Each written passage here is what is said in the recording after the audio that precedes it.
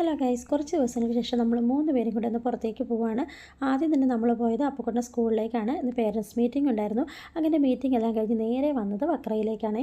ഇവിടെ നമ്മൾ വന്നതിൻ്റെ മെയിൻ ഉദ്ദേശം എന്ന് പറഞ്ഞാൽ നമ്മുടെ ഫിഷ് ബാർബിക്യൂ കഴിക്കാനാണ്. ഇവിടുത്തെ ഫിഷ് ബാർബിക്യൂ എന്ന് പറഞ്ഞാൽ അടിപൊളി ടേസ്റ്റാണ് കേട്ടോ, ഒന്നും പറയാനില്ല. വന്നപ്പോൾ തന്നെ ഞങ്ങൾ ഫുഡ് ഓർഡർ ചെയ്തു. അങ്ങനെ ഫുഡൊക്കെ കഴിച്ചു. നല്ല അടിപൊളി ടേസ്റ്റായിരുന്നു. അത് കഴിച്ച് കഴിഞ്ഞപ്പോൾ അപ്പുക്കുട്ടൻ വയറൊക്കെ നിറഞ്ഞൊരു സന്തോഷത്തിൽ പാട്ടും ഡാൻസും ഇങ്ങനെ ചെറിയ ചില കലാപരിപാടികളൊക്കെ ആയിരുന്നു. അത് കഴിഞ്ഞപ്പോഴത്തേക്ക് നമ്മുടെ അപ്പുക്കുട്ടന് ബീച്ചിലേക്ക് പോകണമെന്ന് പറഞ്ഞു. ഇന്നെന്തായാലും അപ്പുക്കുട്ടന് വിട്ടു കൊടുത്തേക്കാമെന്ന് വിചാരിച്ചു ഇന്നത്തെ ദിവസം. കാരണം കുറേ ദിവസം കൂടിയിട്ടാണ് നമ്മുടെ അപ്പുക്കുട്ടനെ കൊണ്ട് നമ്മളൊന്ന് പുറത്തേക്ക് ഇറങ്ങുന്നത്. ഇവിടെ വന്നു കഴിഞ്ഞപ്പോഴത്തേക്കും നല്ല വെയിലുണ്ടെങ്കിലും ചൂടില്ല.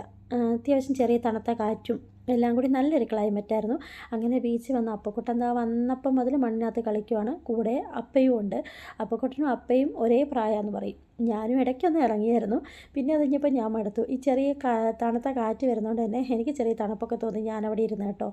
ഇവർ രണ്ടുപേരും എന്ത് ചെയ്താൽ കയറി വരുന്നില്ല.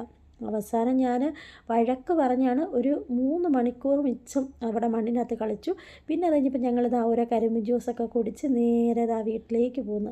അപ്പോൾ ഇത്രേ ഉള്ളൂ. Bye bye.